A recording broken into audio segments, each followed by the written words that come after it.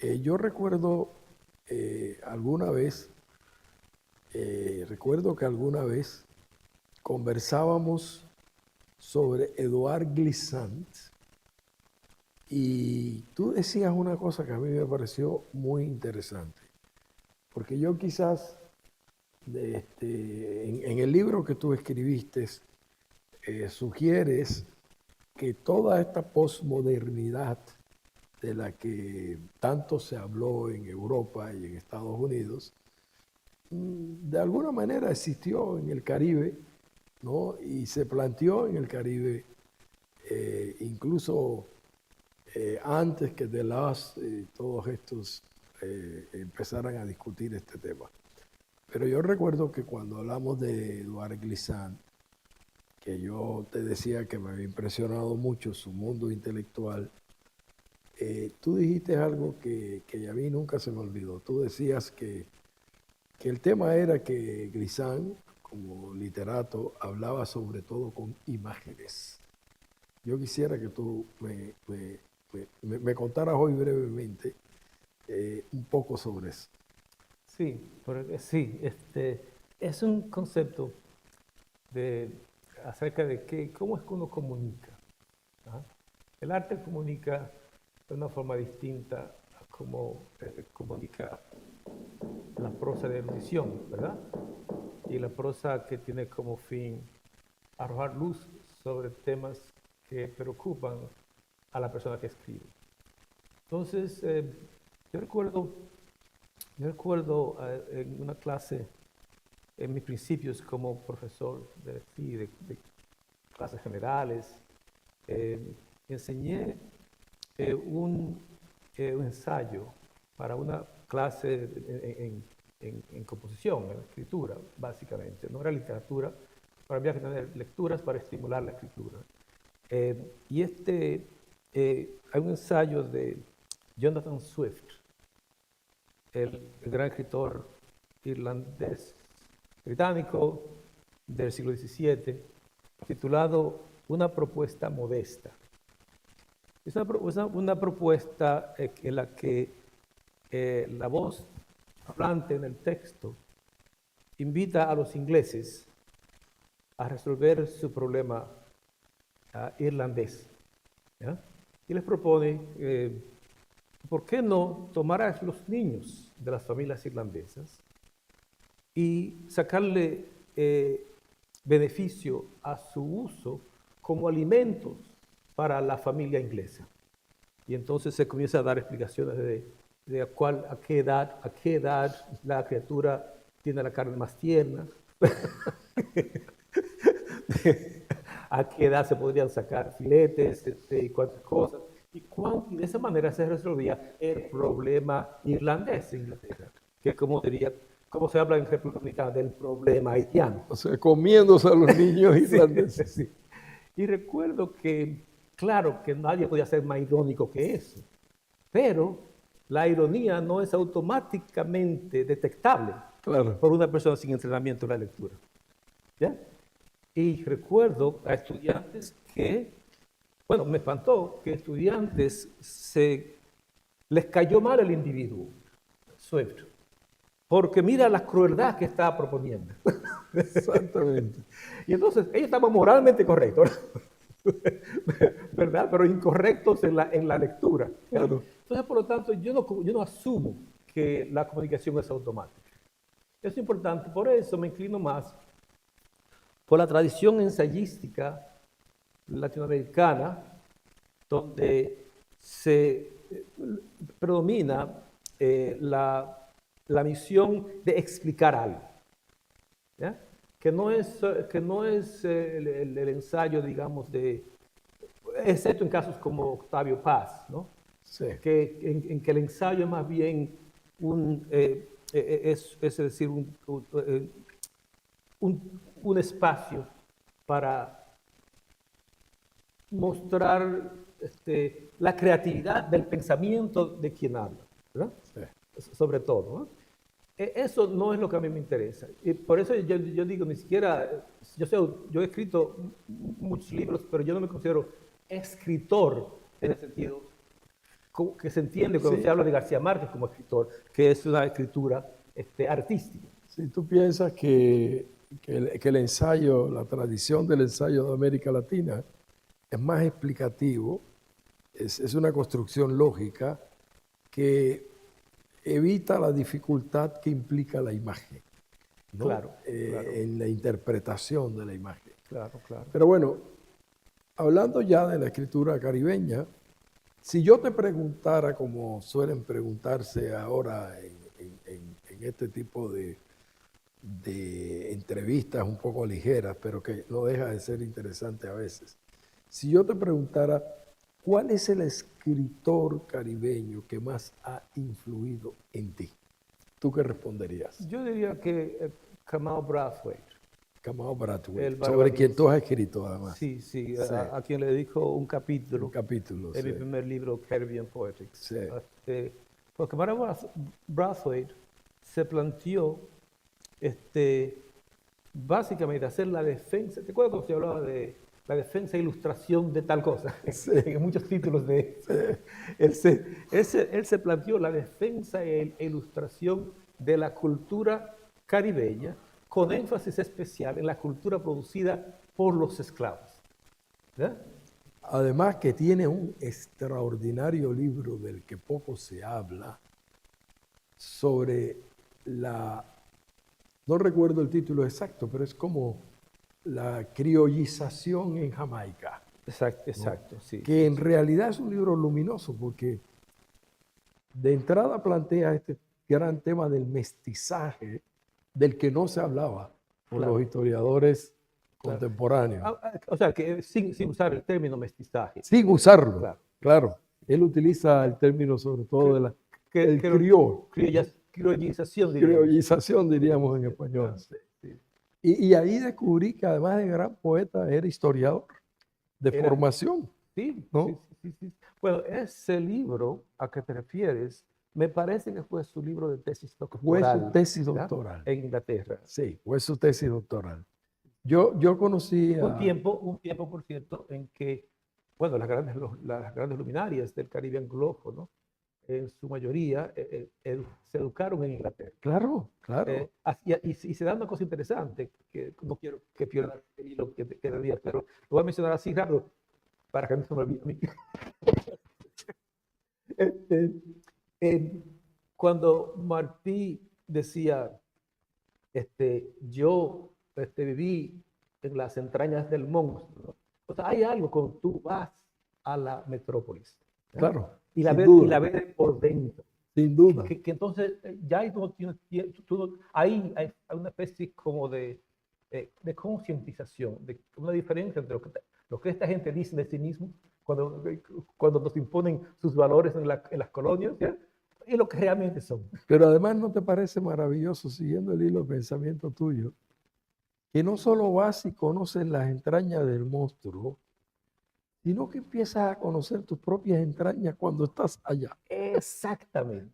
Claro, porque te liberas de la escolaridad que sufriste en tu tierra natal. Empiezas a desaprender. Claro. Por eso yo siempre le he aconsejado a mis estudiantes que la metáfora del viaje es una metáfora del conocimiento interior. Hay que viajar. Hay que salir de esa pequeña patria en la que estás sumergido. Y bueno, es como la otra gran metáfora china, ¿no? Es decir, el bosque no se ve como bosque, sino desde afuera, claro, ¿no? Y yo creo que eso es hoy especialmente muy importante. Pero te iba a contar... No, pero espérate, que no se te olvide lo que me ibas a contar. Pero el viaje, pero no el viaje turístico. No, por supuesto. No el viaje de irse y pasarse uno 3 días en Barcelona y venir convencido de que ya conoces a Barcelona.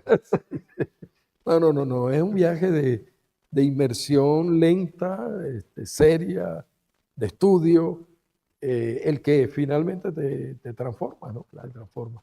Pero lo que te iba a contar es que yo conocí a Brathwaite en Jamaica, donde fue homenajeado, ¿no? Y dio una conferencia en la Universidad de West Indies.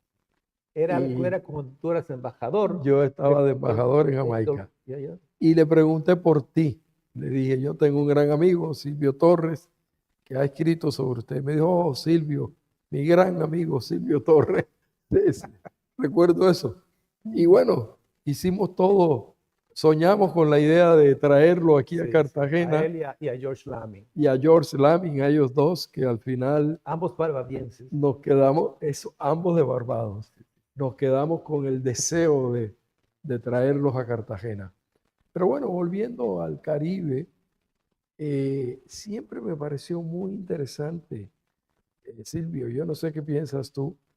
Si tú coges la colección de Casa de las Américas, vas a encontrar que en la colección de Casa de las Américas, sobre todo, claro, en los años 60 hacia adelante, después de la Revolución, se traducen un buen número, pero buen número, de escritores del Caribe insular de lengua francesa y de lengua inglesa. Pero nunca se hizo el ejercicio en las islas de lengua inglesa o francesa de traducir a los escritores de lengua castellana.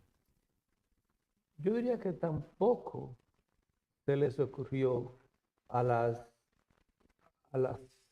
sociedades donde prevalecía una élite intelectual que no fuera, digamos, anticolonialista, ¿verdad?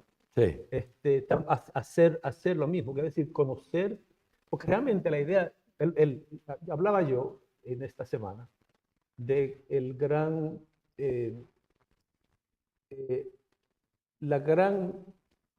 sueño del Instituto de Estudios del Caribe, y a través de él, su expresión, este gran seminario, de realmente ver al Caribe en relación consigo mismo. Consigo mismo. No solamente en relación con las potencias coloniales, con la que cada una de las partes de las zonas lingüísticas está vinculada desigualmente. Exactamente. Entonces, eso es... Pero que además, gravemente, han creído pertenecer. Exacto. Entonces, Casa de las Américas hizo esa gran labor.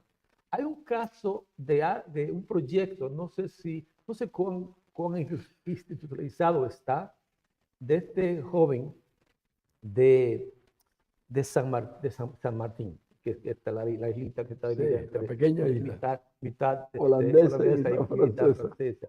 De este joven que ahora mismo se me está escapando el nombre, que ha copiado, es decir, más bien ha asumido el modelo de Casa de las Américas, ¿no? Sí, para editar libros de las distintas regiones lingüísticas del Caribe. Yo conocí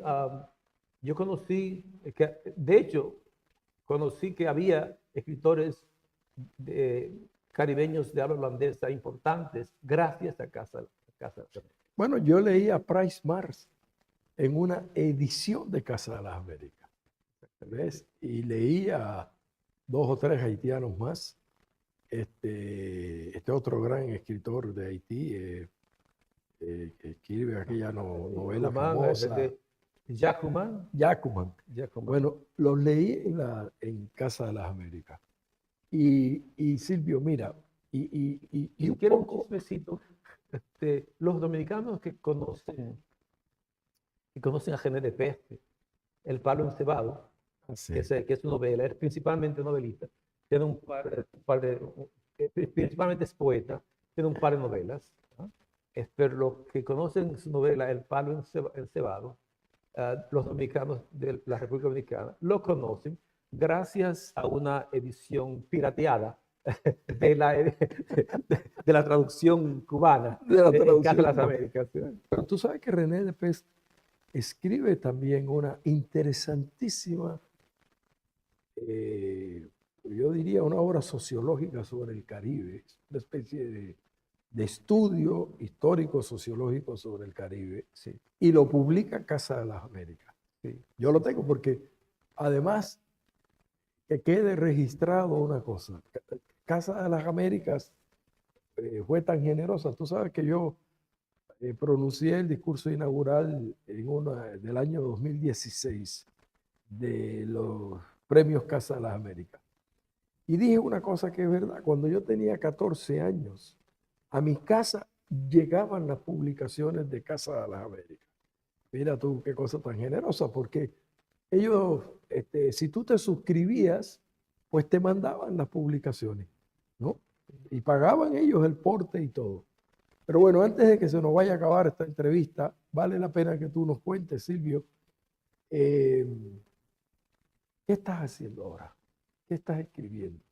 ¿Qué está en tu mente? Aunque ya yo te he oído algo, Sí, sí. pero... Ahora mismo lo que me tiene con deseos de que mi vida no sea demasiado corta, es el deseo de terminar este proyecto que me tiene aferrado, que lo que intento hacer es una especie de excavación del pensamiento racial, es tratar de establecer cosas que, algunas de las cosas de las cuales ya estoy convencido, o otras que estoy todavía meditando, acerca del nacimiento y esparcimiento del pensamiento racial. Y el papel del Caribe también, Sí. en esa cuestión, porque en el Caribe fue que llegaron las naos iberas, ¿no? Y me parece que ese momento es un momento definidor, es un momento redefinidor de la relación entre el dominador y el dominado. ¿Verdad? Y es el momento en que se inicia en la humanidad el comercio a gran escala capitalista de la esclavitud. Sí, sí. Antes de que llegue a África. Antes de que llegue. Comienza, bueno, recuerdes, cuando Bartolomé de las Casas, que acompañó a su padre, me parece que en el segundo, en el segundo viaje, me parece, acompañó a su padre en el segundo viaje de Colón. Antes de venir a las Américas, Santo Domingo, su padre, en el segundo viaje, de regreso a su casa, le trajo a su hijo, Bartolomecito, un indito. Un indito. Para que le ayudara, le llevara ayudara con no? libros a la escuela, y cuantas cosas, porque la esclavitud era normal. Así es. ¿Verdad? Era normal. O sea que, mira, hay un pensador del Medio Oriente, ahora mismo se me está olvidando el nombre, porque estoy mayorcito, ¿verdad? Pero él es un viajero, un conocido viajero árabe, ¿verdad? Que dice en sus escritos, entonces me paré en una ciudad tal, ¿no? Es un gran peregrinaje que hace. Y el propósito particular era, bueno, revitalizar los recursos, ¿no? Para proseguir el viaje, ¿verdad? Comprar las cosas que necesitaba para seguir, y además comprar una esclava. ¿Eh? Pero era una esclava con el propósito específico de que le ayudara en su escritura. ¿Ya? O sea, que el esclavo, que la cuestión cautiva era bastante normal por muchísimos siglos. Sin duda. Y no requería que el amo inferiorizara a la persona o que se sintiera moralmente superior. Bueno, es decir, que no había necesidad, inclusive, una de las pistas para mí, para perseguir esta noción de este deseo de la superioridad, ¿ya? Si tú ya dominas a la persona, ¿verdad? Socialmente, ¿verdad? Eres dueño de sus horas y de su labor. ¿De dónde viene este raro deseo de también ser superior a ellos en el alma, en el intelecto, ¿verdad? En la belleza. O sea, esta competición con lo que básicamente es tu fuente de comida. Sí. ¿Verdad? O sea, ese es el tema. Entonces yo quiero hacerlo, estoy comenzando con la antigüedad desde Mesopotamia, casi 3.000 años antes de Cristo, hasta que y claro, esto es un proyecto demasiado difícil para perseguirlo a través de todas las formas del saber, ¿no? Entonces yo lo que necesito hacer es concentrarme en mi fuerte, que es la literatura y la lectura crítica. Entonces yo me baso básicamente en aquello que esté allí y que se pueda demostrar a través de textos. Muy bien. Pues se nos acabó el tiempo, desafortunadamente, porque podríamos seguir charlando horas sobre este tema para mí, además, fascinante en lo que tú estás, querido Silvio. Pues muchísimas gracias y solo queda esperar que mientras la razón nos ilumine y el ánimo y el alma nos ayude, nos sigamos viendo en Cartagena repetidamente. Muchísimas gracias a ti, al equipo del instituto y los colegas que vienen, que siguen viniendo con entusiasmo al seminario, al equipo que está trabajando con nosotros en la tarea técnica de posibilitar esta conversación, ¿verdad? Muchísimas gracias. ¿Listo?